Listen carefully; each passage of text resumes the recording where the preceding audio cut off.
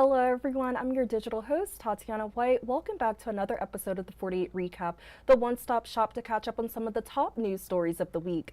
We've had many stories happening this week, including an Elkmont man facing charges after the body of a missing teen was discovered. A Coleman County boat crash leads to 3 people dying and 3 people injured. An investigation is underway for a Lauderdale County murder-suicide. An investigation continues for the murder of a man in DeKalb County. Deputies are looking into a kidnapping in Jackson County and updates on a Marshall County man who was attacked in Arizona with a hatchet. Before getting into this weekend's recap, I want to just send my heartfelt condolences to everyone impacted by the FSU mass shooting. Being raised the majority of my life in Tallahassee and still having family and friends who live there, it was truly just such a surreal moment when the news broke and seeing such a tragedy happen in my hometown. So my prayers and heart definitely goes out to FSU and my hometown, the city of Tallahassee. And I hope you all are having a wonderful weekend. Let's get into this weekend's recap. One of our top stories this week was out of Limestone County. An Elkmont man was arrested after the body of a missing 18-year-old girl was found on Thursday. Limestone County Sheriff's Office officials received a missing person report from a family in Ardmore. The report stated that the missing teenager had not been seen or heard from, which caused immediate concern. Investigators initiated an urgent search and began following leads to locate the teen to an area where the teen often went. 48's Callie Neese spent Friday in the Elkmont neighborhood gathering new details from neighbors. Jonathan Etter was arrested last night, but neighbors tell me this is not the first time Etter has had a run-in with law enforcement. According to court documents, Etter previously pleaded guilty to drug paraphernalia charges back in November. He now faces charges of abuse of a corpse, possession of a controlled substance, and possession of drug paraphernalia. He remains in the Limestone County Jail on a $6,000 bond. Officials from the Limestone County Sheriff's Office said that they received a missing persons report for a missing teen. Evidence led investigators to Eston Lane. That's where they found the teen's body at Etter's home. Shannon Patterson lives down the street from Etter. She told me she has never spoken to him, but has seen Etter around the neighborhood.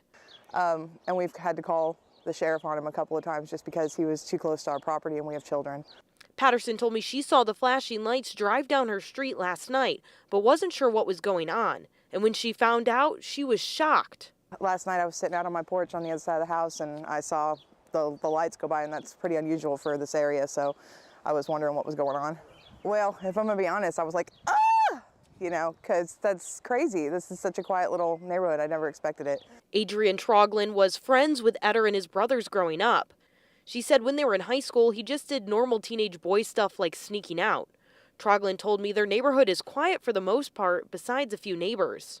It's honestly, for the most part, usually quiet. We have certain neighbors that definitely cause some ruckus a lot. But Limestone County Coroner Mike West told me that state forensic experts should have performed an autopsy on the teen today to determine her cause of death. Reporting in Elkmont, Callie Neese, 48 News, on your side. And in Coleman County, 3 people were killed and 3 people were injured after a multi-boat crash happened during a Major League fishing tournament in Coleman County on Wednesday morning. The Alabama Law Enforcement Agency identified the 3 people who were killed in the boat wreck on Smith Lake as John Clark, Jeffrey Little, and Joey Broom. According to Snead town leaders, Broom was a councilman for Snead. 48's Noah Cowell was in Coleman County, and he has talked to Snead Town Council members and some of Broom's longtime friends following Broom's death. Joey Broom's death is a tragedy to many. He grew up in the small town of Snead and had lived there ever since, where he raised 4 kids, had 10 grandkids, and a loving wife.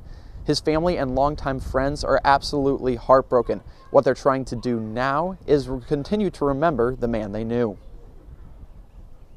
Broom was one of the several people on a guide boat yesterday morning when a bass fishing boat came around the corner and crashed into them.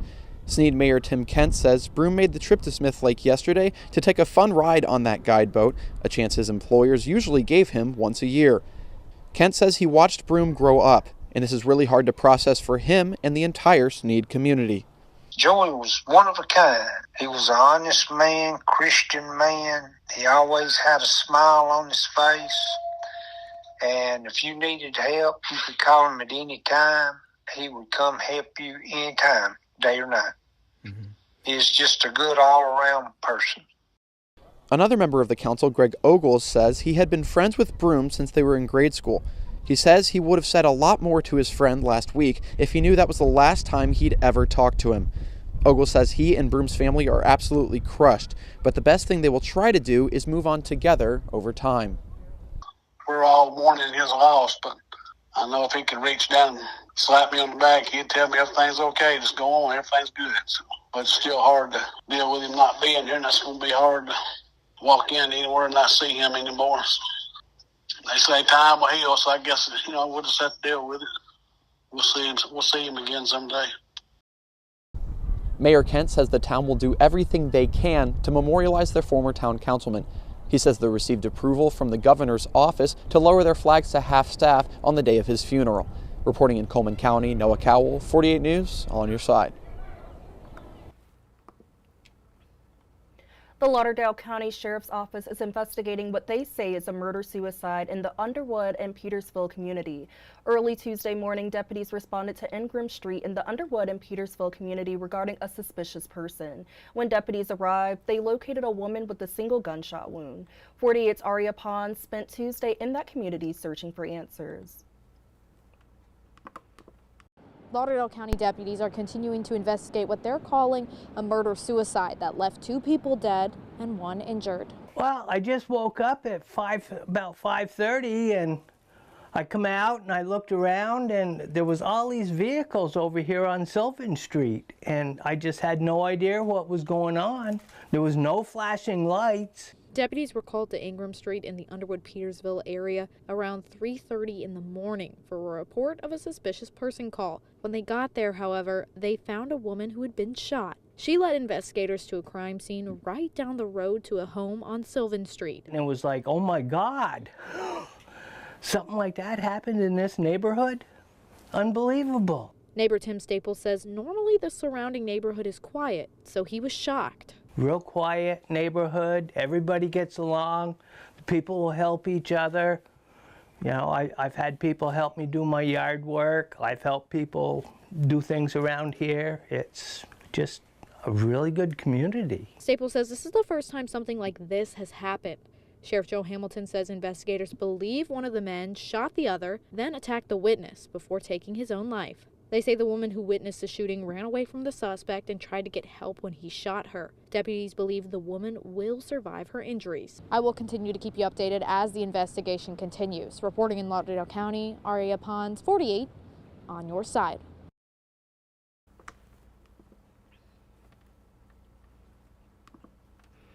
And in DeKalb County, the investigation continues into the murder of 39-year-old Marcus Adam Battles. New developments shared by deputies reveal a potential suspect vehicle that is believed to be involved.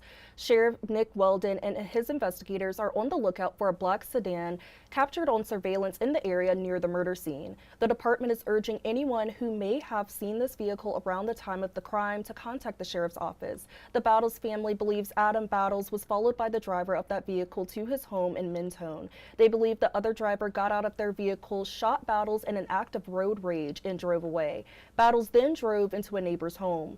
First responders attempted to render aid to Battles, but he died on the scene. The family and investigators are asking anyone with information on this vehicle seen in the area to contact the sheriff's office. They are offering a $1,900 reward for anyone that has more information to share. Battles is remembered by his family and friends as a selfless person who was caring, lighthearted, and humorous. Adam Battles was laid to rest at Burt Chapel in Valley Head on Tuesday. And staying in the Sand Mountain area, Jackson County deputies are on the hunt for a kidnapping suspect after an 11-year-old boy was abducted at gunpoint from his front yard Wednesday morning. According to Jackson County Sheriff Rocky Harnan, an 11-year-old boy in the Flat Rock community was outside walking the family dog when he found a strange man breaking into the cars in the driveway and stealing firearms. 48 Savannah Sapp has more on the investigators' search for a kidnapper.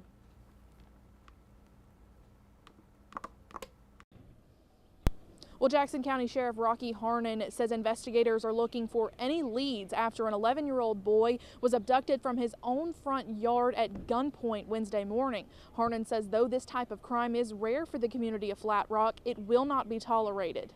Harnan says early Wednesday morning that 11-year-old boy was walking the family dog when he noticed a stranger attempting to break into a car in the driveway. When that suspect saw the child, he turned, pointed a firearm at him, and forced him into his own vehicle parked nearby. Harnan says that suspect took off with the boy, only to punch him and throw him out of the vehicle about a mile down the road. He also dumped a stolen firearm he had previously gotten from the vehicle in the driveway. That child was able to run back home and call for help.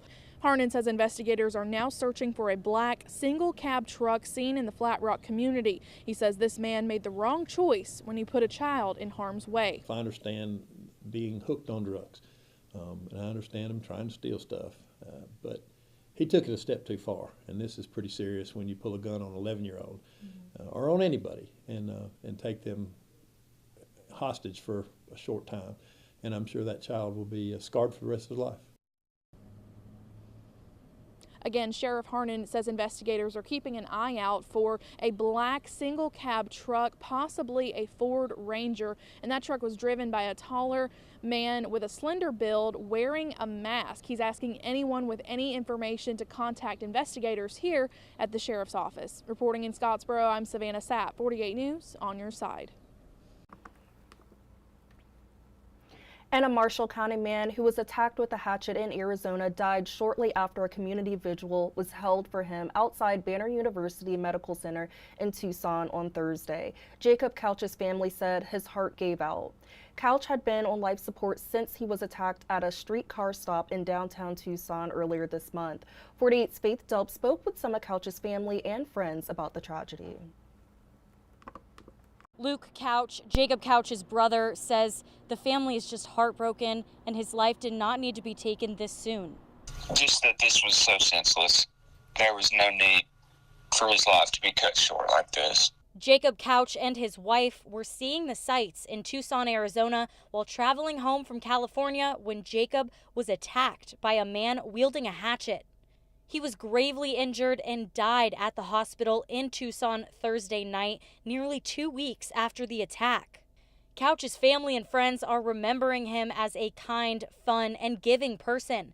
Luke Couch says his brother had the biggest heart. I just want him to be remembered for the big heart that he had, the caring and giving heart that he had, and the sense of humor. You couldn't meet a better person. Police have charged Daniel Michael with first-degree murder for Couch's death. It's still unclear why Couch was attacked. Police reports say Michael shouted something at Couch, and Couch said something back before the attack. Michael has also admitted to being drunk at the time. It has been a very difficult time for the Couch family. Jacob and his wife were in California grieving the loss of their son, who was stillborn last year. Reporting in Marshall County, Faith Delp, 48 News, on your side. And coming up after the break, a look into a fatal car crash in Hazel Green, giving a look into fun events happening in the Huntsville area this weekend, including the Crawfish Festival and Slaw Burger Festival. All that and more when we come back.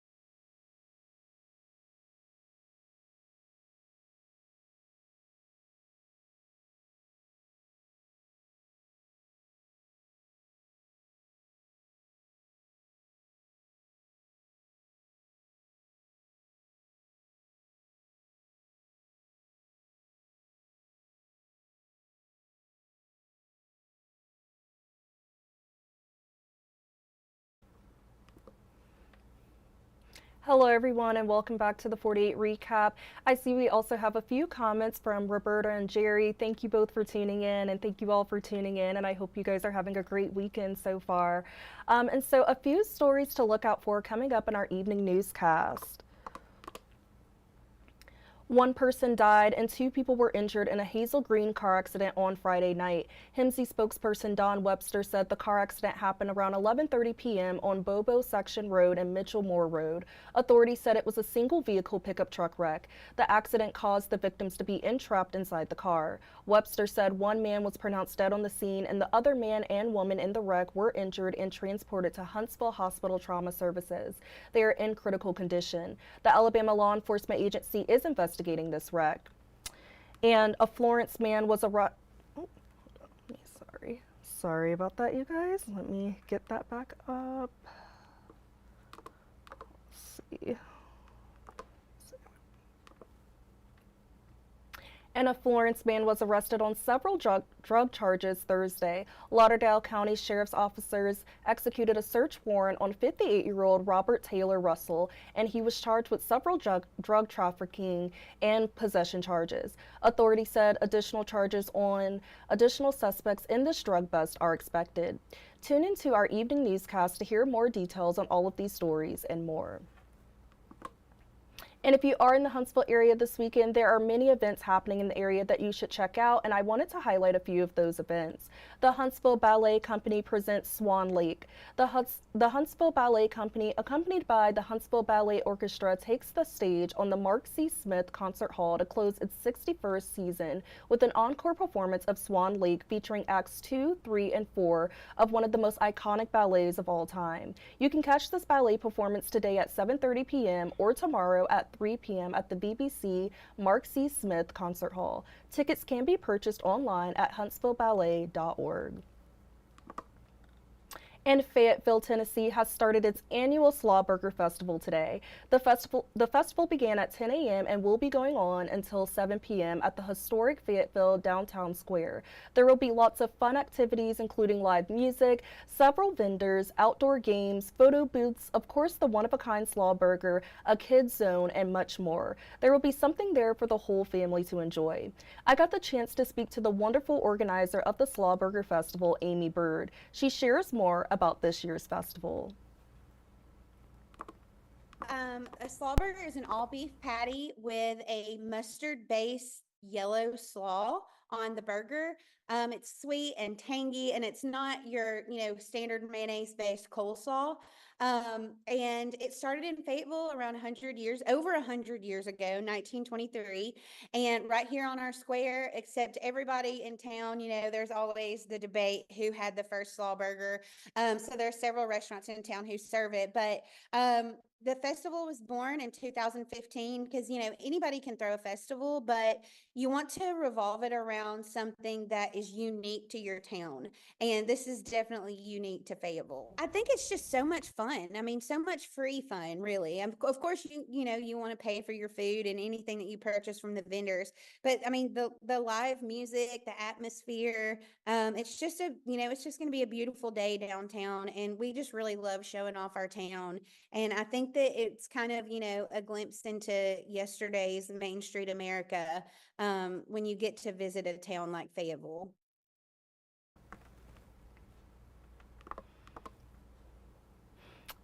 Yes, this sounds like it is going to be such a fun event. My fellow digital host, AJ, he actually participated in the Slaw Burger eating contest at the festival today. The photos on your screen is him working hard at this competition. Unfortunately, he did not win. Today's winner ate 11 Slaw Burgers, but AJ was a close runner-up. He ate 8 Slaw Burgers, so great job, AJ. And if you are looking for a family-friendly day of fun, this is the perfect place to go. And it is officially crawfish season, which means the 5th annual Crawfish Festival is returning to Huntsville, and it's being held today. This event will offer a fun day of all-you-can-eat crawfish and live music. I got to sit down with event organizers Jamie Muniz and Cody Morgan as they shared more about this community favorite event. The other one is just general admission. With the general admission, you will have access to buy a box of crawfish. We sell boxes of crawfish. It's about 2 pounds for $25. That will come with 1 piece of corn and a couple of potatoes. We will also have a couple of food trucks for our non-crawfish eaters who just want to come out and enjoy the beautiful day and the great music. So we will have our camp food truck open, as well as Tamarind Island Grill, who's amazing and always at the camp. And we'll also have some snack vendors like Happy Pappy, Hustle and Pop, Nanny's Lemonade. So we'll also be having a couple of fun trucks as well. Yeah, I think for me, I love the moment in time midday when all the pots are going and you just start to see all these guys just gathering up, drinking cold beer, just watching. You know, it's like barbecue on a pit. You know, seeing all this crawfish by the thousands of pounds being boiled, it's just a sight and fun, and everybody's got their own little recipes out there. So. Yeah, this festival sounds amazing and very delicious, so be sure to go check it out today if you can. The event started earlier today at 11 a.m., but the party continues until 11 p.m. at the camp in Mid-City if you want to attend. All-you-can-eat crawfish tickets are no longer being sold today, but there will be many vendors selling smaller boxes of crawfish along with other types of food if you're not interested in eating the crawfish. And to hear more about both the Slaw Burger Festival and the Crawfish Festival, the full 48 Now interviews are available to watch on our website at WAFF48.com under the Digital Shows tab. And if you are looking for a fun way to spend your Easter Sunday, the Orion Amphitheater is hosting a family reunion-style celebration denim cookout. It will be a time to celebrate culture, community, and creativity in the Rocket City with food truck favorites serving barbecue, fish fries, snow cones, ice cream, and much more. There will be live entertainment from local artists, DJs, and musicians. There will also be kid-friendly activities like bounce houses, face painting, games, and so much more. There will be a vendor marketplace featuring local businesses as well. This event will be tomorrow at the Orion Amphitheater from 2 p.m. to 8 p.m. Early bird tickets can be purchased at theorionhuntsville.com and they are $20. Tickets can be purchased the day of for $25. Children 12 years old and younger get in for free. It looks like there are going to be a lot of fun events to check out this Easter weekend. And that's all I have today for the 48 recap. Let's check out some of the Saturday snapshots people submitted today. So we have one photo submitted today by Vicky, and she said, quote, "This is our 5-year-old Siberian Husky, Missy Sue." I love the name Missy Sue. That is such a cute name for such a cute dog. So thank you so much for sharing. I love dogs. I feel like I say it all the time. I have a dog photo to share on Saturday Snapshots, but I am a huge dog lover. So please continue to send all your pet and dog photos. I love them all. So, but thank you, Vicky, so much for submitting these photos for Saturday Snapshots. And I hope you and everyone else have a fun and safe Saturday. That is all I have for you today. Thank you all for tuning into the 48 recap. Don't forget to tune into meteorologist Chelsea Aaron, who will be going live on all of our streaming platforms this afternoon at 4:30 p.m. for the 48 First Alert Weather Extra to give you all the latest on our upcoming forecast before the evening newscasts begin. Our meteorologists go live every Monday through Friday at 10:30 a.m. and 9:30 p.m. and every Saturday and Sunday at 8:15 a.m. and 4:30 p.m. for the 48 First Alert Weather Extra segment, which is just another way to give you all extra insights on the latest weather forecast. Make sure to download our 48 apps and follow us on our Facebook and YouTube channels so you don't miss any updates on the weather. And if you would like to stay connected with me throughout the week, please be sure to follow my Facebook page at Tatyana White, WAFF 48. Take care and be safe, everyone. And for those who celebrate, I hope you have a happy Easter Sunday tomorrow. I will see you all back here next Saturday. I hope you all have a great rest of your weekend.